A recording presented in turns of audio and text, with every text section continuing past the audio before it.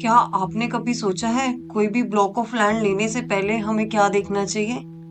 अक्सर हम लैंड या लॉट बिना ये जाने बुक करा लेते हैं कि इसका कवर्ड एरिया और ओपन एरिया कितना होगा, बिल्डिंग ओवरऑल लुक कैसा होगा, आप सिंगल स्टोरी या डबल स्टोरी बिल्ड करा सकते हैं या नहीं। Hi, welcome to 3S designer homes guide. मेरा नाम कमल सहानी है और मैं एक रजिस्टर्ड बिल्डिंग प्रैक्टिशनर हूँ। 3S डिजाइनर होम्स गाइड के माध्यम से मैं आपकी हेल्प करना चाहती हूँ। जब भी आप कोई ब्लॉक सेलेक्ट करें या बिल्डिंग और रेनोवेशन का सोचें, तो आज हम समझेंगे are codes, residential design codes, और ये किस तरह हमारे होम डिजाइन को अफेक्ट करते हैं इन वेस्टर्न ऑस्ट्रेलिया। कोई भी ब्लॉक ऑफ लैंड और लॉट किसी न किसी आर कोड के अकॉर्डिंग ही उस पर डेवलपमेंट होती है।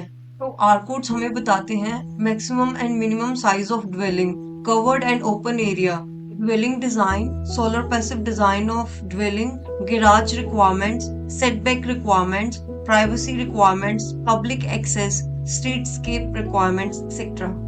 और ये residential design codes state government planning policy द्वारा single storey homes, two storey homes, multi level building पर एप्लीकेबल होते हैं in western Australia. R codes में सबसे इम्पोर्टेंट जो आपने समझना है वो है street and lot boundary setbacks, covered and open area requirements, walls and building height and size, sight lines, outdoor living area, vehicle access and parking, solar passive design, visual privacy. So it means the R code aim to address emerging design trends, promote sustainability, improve clarity and highlight assessment pathways to facilitate better outcomes for residents. और इतना ही नहीं, are codes आपके residential land की sub division potential को भी बताते हैं। तो अभी हम एक एग्जांपल उठाकर समझते हैं कि कैसे हमें आर कोड नंबरिंग सिस्टम से जनरल आइडिया मिलता है कि हमें हमारे लॉट पर कितना और कहां पर हाउस कंस्ट्रक्ट करने को मिलेगा और अपने लॉट में कितना सब डिविजन पोटेंशियल मिलता है। Suppose a block of land और lot with R code 40, R40. Now the R40 tells me minimum lot area, that is 380 square meter.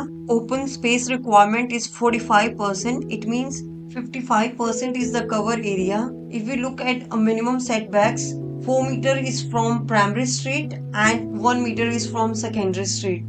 Let me explain you in a simple way.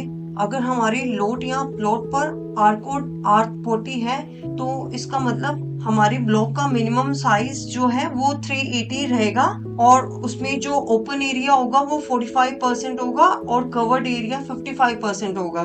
और हमारी जो construction शुरू होगी वो आगे से means primary street से 4 मीटर छोड़कर होगी। इट मींस प्राइमरी स्ट्रीट से आपका गैराज 4 मीटर पीछे होगा और सेकेंडरी स्ट्रीट से 1 मीटर। इट मींस आपकी नेबरिंग ब्लॉक से या सेकेंडरी रोड से आपको 1 मीटर छोड़ के ही अपनी कंस्ट्रक्शन करनी है। और अगर आपके पास एक बड़ा सा लॉट है और आप उसको सब डिवाइड करना चाहते हो, मींस आप उसको स्मॉल लॉट्स में डिवाइड करना चाहते हो, और सपोज वो R40 रेजिडेंशियल डिजाइन कोड के अंडर आता है, तो इट मींस आप minimum 180 square metre block cut कर सकते हो and average is 220 square metre. And again उन पर same R code setback rules applicable होंगे। So in other words, property with R code R40 means roughly 40 dwellings can be constructed per hectare. For 1,000 square meter land, 4 dwellings could potentially be constructed, although other factors would also need to be considered. सो अब जब भी आप कोई residential block लें इन western Australia, आप उसके साथ are codes पक्का चेक करें, like R30, R40, R25। Another very important thing, अगर आपका ब्लॉक किसी स्टेट डिजाइन गाइडलाइंस के अंडर आता है, इट मींस अगर आपका ब्लॉक किसी स्टेट के अंडर है, तो आपको वो डिजाइन गाइडलाइंस का भी ध्यान रखना है। Typically, these design guidelines will set out a minimum requirements for house design, landscaping, fencing, and how the house will position on that land.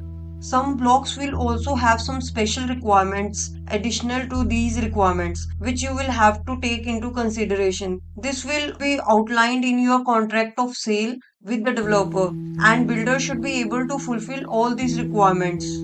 always remember all development plans were considered by relevant local governments for compliance with our codes, and in some cases compliance might eliminate the need for development approval, and where compliance cannot be met, development proposals would be assessed against design principles.